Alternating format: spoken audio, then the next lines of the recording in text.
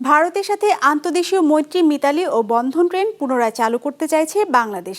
দেশটির কাছে আনুষ্ঠানিক চিঠি পাঠালেও এখন পর্যন্ত সাড়া মেলেনি। তবে বাংলাদেশ কর্তৃপক্ষ আশা করছে এ মাসের শেষ সপ্তাহে শুরু হতে পারে 18 জুলাই থেকে বন্ধ হয়ে যাওয়া ট্রেন চলাচল। নিয়াজ মোর্শেদের রিপোর্ট, ক্যামেরায় ছিলেন মেহেদী হাসান সোহাগ। 250-টিরও বেশি ডিজাইন অপশন নিয়ে ওয়ালটন স্মার্ট ফ্রিজ, বোঝে আপনার প্রয়োজন।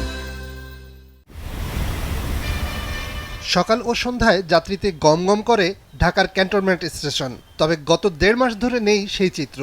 এই স্টেশন ব্যবহার করে বাংলাদেশ ও ভারতের মধ্যে চলাচলকারী মৈত্রী ও মিতালি এক্সপ্রেস। ট্রেন চালু না হওয়ায় বেশি বিপাকে পড়েছেন চিকিৎসা নিতে ভারতগামীরা। বাড়তি খরচ করে বিমানে যাতায়াত করতে হচ্ছে ব্যবসায়ীদের। ক্রেতা সংকটে হতাশ স্টেশন সংলগ্ন দোকানিরা। আগে যেমন ট্রেন ছিল, ইন্ডিয়ান ট্রেন 10-12 হাজার টাকা বেচে কিনে হইতো। ট্রেন বন্ধ হয়ে গেছে, অফিসের লোক টুকটাক যা আসে 5-6 হাজার টাকা বেচে কিনে হয়।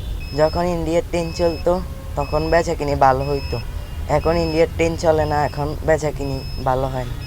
মৈত্রী, মিতালি ও বন্ধন ট্রেনের টিকিট বিক্রি হয় ঢাকার কমলাপুর রেলওয়ে স্টেশনে। সেখানে গিয়ে দেখা যায় ট্রেন চলাচল বন্ধ হওয়ায় যারা ভ্রমণ করতে পারেননি তাদের টাকা ফেরত দেওয়া হচ্ছে। আবার অনেকেই খোঁজ নিচ্ছেন কবে আবার চলবে ট্রেন, কবে থেকে ট্রেন চলবে, কবে থেকে টিকিট দেওয়া হবে, এই ধরনের প্রশ্ন আমাদেরকে সম্মুখীন হতে হচ্ছে। আমরা যে সকল টিকিট পূর্বে বিক্রি করেছি কিন্তু ট্রেন যেতে পারেনি বা অনির্দিষ্টকালের জন্য বন্ধ ছিল, সেই সকল টিকিট যারা ক্রয় করেছে সেই টিকিটগুলো আমরা শুধু রিফান্ড করছি, আর কোনো কাজ করছি না। কবে নাগাদ ট্রেন চলাচল ফের শুরু হবে জানতে চাইলে বাংলাদেশ রেলওয়ের মহাপরিচালক জানান, বিষয়টি নির্ভর করছে ভারতের উপর। ট্রেন চালুর বিষয়ে ভারতের চিঠি দেওয়া হলেও এর সাড়া মেলেনি। তাদের রেক আমাদের দেশে আসে, তাদের কোচ আছে, আমাদের কোচ তাদের দেশে যায়।